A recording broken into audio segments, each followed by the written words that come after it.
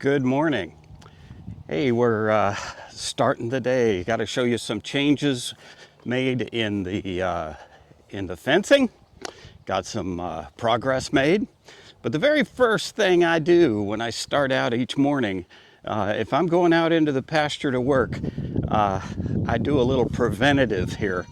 First thing I do is go into the barn, and yeah, the girls are complaining, but I've got a sprayer, and we use permethrin. We use permethrin because it's safe for the goats. And what I do is I spray down from my knees to my boots. I spray permethrin down from my knees to my boots, and that stops the little critters from causing me great irritation. and and that's a thing here. There's bugs in these pastures that bite like crazy. They leave a blotch about the size of between a nickel and a quarter. They itch, and they really are irritating. And yeah, doing this, spraying it on your clothes works. You can take 5% mixture of permethrin and spray your clothes. Here's a camping hack or a backpacking hack. And you make a mixture of 5% permethrin, and people use this to soak their clothes in and wring them out, dry them out, and they are good for 10 days or 3 washings, and it will repel mosquitoes and keep the bugs from biting you, and it works. They do tell you don't use permethrin on your skin. That's not because it's unhealthy to your skin or going to cause you any damage. It's because your skin oils will neutralize the permethrin. So they said don't waste your time putting it on that.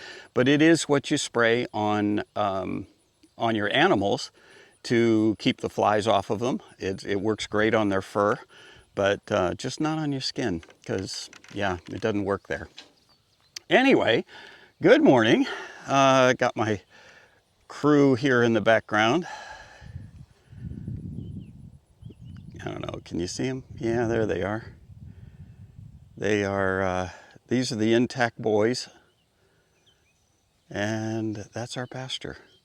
So let's go take a look and see what's up with that and kind of the progress we've gotten. That's the line in the front, and that's the brace just before the gate. The gate goes in, let me see, the gate goes in that space between that post and this post. That will be a 12-foot gate. Then another 12-foot gate will go here. This is the post in the middle that the gates will latch to. And you can see that diagonal wire there. That is typically a 12 gauge. You can use less. And you loop it between those two corners and then put a bar in it and twist it. Once you twist it up, that wire will stay twisted and stay very tight. That is your brace, which stops the lateral pull that way on these posts when the fence wire is up, and it stops that post from leaning out and pulling away from this cross member. And then this diagonal wire takes any force going that way and transfers it to the base of this post. It makes that, this is called an H brace. You can put that cross member anywhere. We tend to put it high. And it anchors that. It makes those two posts work together to hold really powerful tension on the fence wire. And this goes all the way down to the other end of the pasture where there's another one, just like this one, where there'll be 2 more gates. And then it goes that way to a corner post, and then all the way up that way and all the way back down this way. So yeah, that's how we do pastures here. And I will be hopefully hanging more wire and putting more posts up. Okay, we're going to be doing this one a little different. This post, because it has a gate that's going to hang on this side, going that way. That's going to pull this post in this direction. Then the fencing is going to go this way, and there needs to be a lot of tension on that, and that's going to be pulling this whole thing that way. So here, instead of just a one direction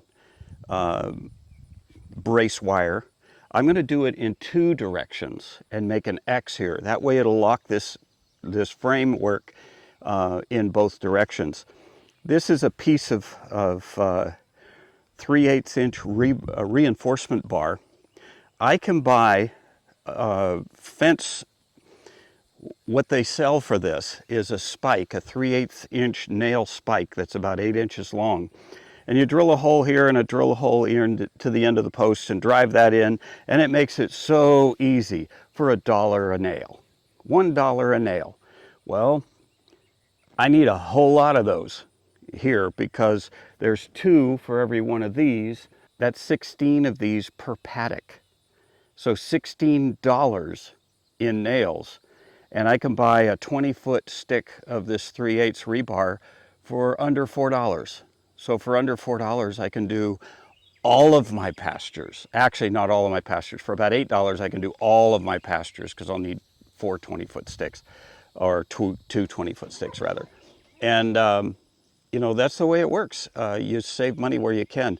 A 3/8 inch piece of rebar, it's called number 3 rebar.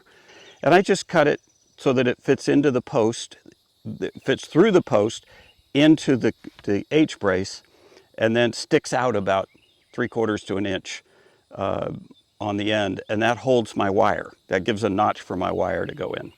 So in order to do this, you take the wire. Now I was buying this stuff at first, and it's really good wire. It's high tensile steel wire, and it's good stuff, but it isn't cheap. And the way I do it,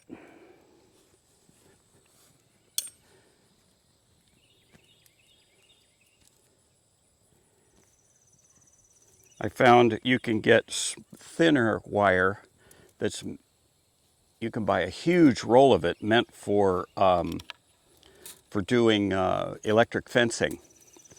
And it comes so cheap, I just put an extra, you know, an extra layer or an extra wrap of that stuff, and it works. It does the job. Now the way I do it, everybody, you know, your results may vary.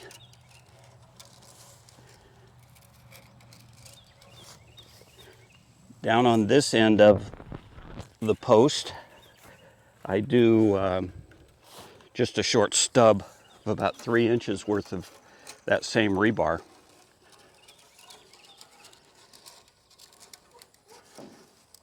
And that works to give me the same amount sticking out on the other end to hold this wire.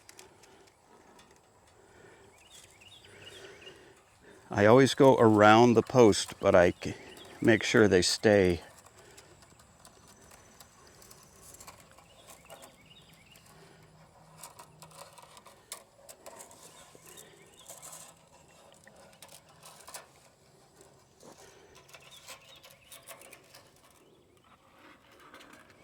Probably edit all this out so that I can just show you the next step. When I use 12 gauge, I only put two full wraps. There's quite a bit of wire here.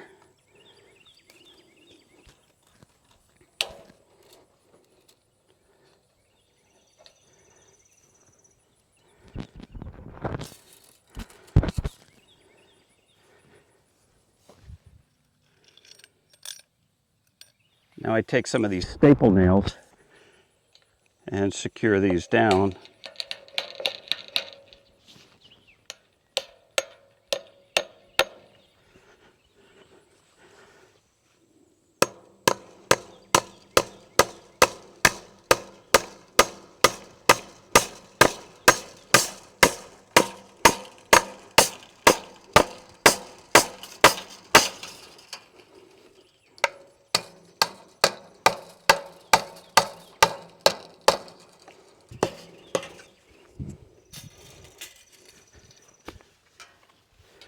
This is a fencing tool. They are invaluable. You'll see more. The things these can do are amazing. But they've got cutters on them, got a hammer on them. These little holes are very, very useful. And this is great for getting staples out. So this tool, it's a multi-tool, but boy, is it ever handy.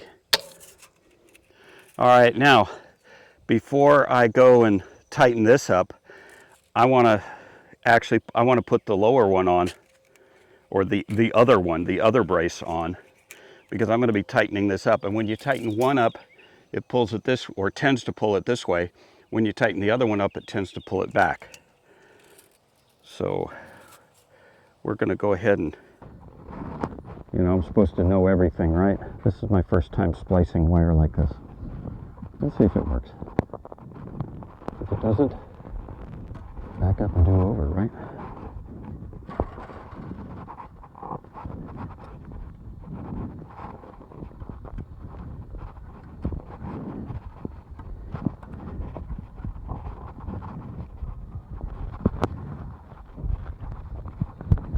And we got enough to make it.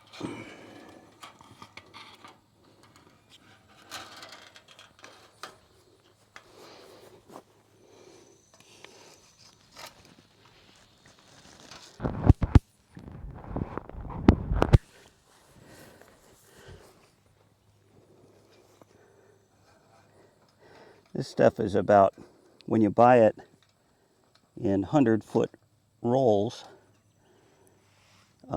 stuff's about $10.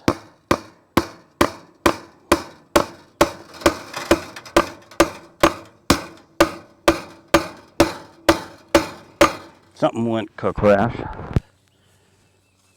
Oh, that was my tool. That's okay. It's comfortable on the ground, huh?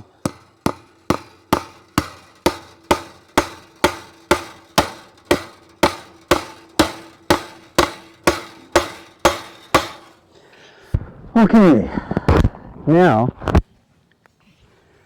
this is just a flat bar of metal, and we're going to tie these things, or tighten these things up.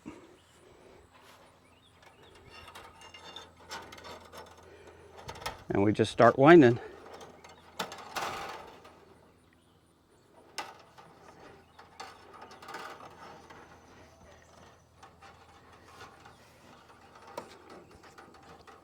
You would think, you see, if these were rubber bands, it would be like the old, did you ever buy those balsa wood airplanes with a rubber band powered propeller? You wind it up, you get it to go really tight, let it go, and off she flies, right? It's not the same with steel wire.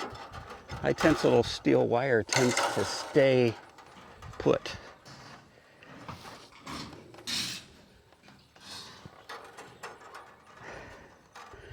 Now, you just unwind it, it only went back about one turn and a half, and that's it.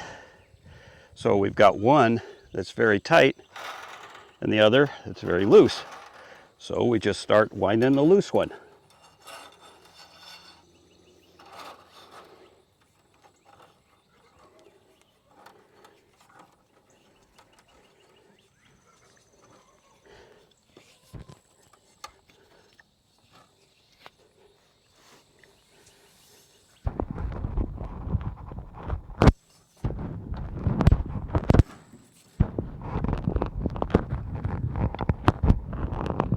And our splice seems to be holding pretty well.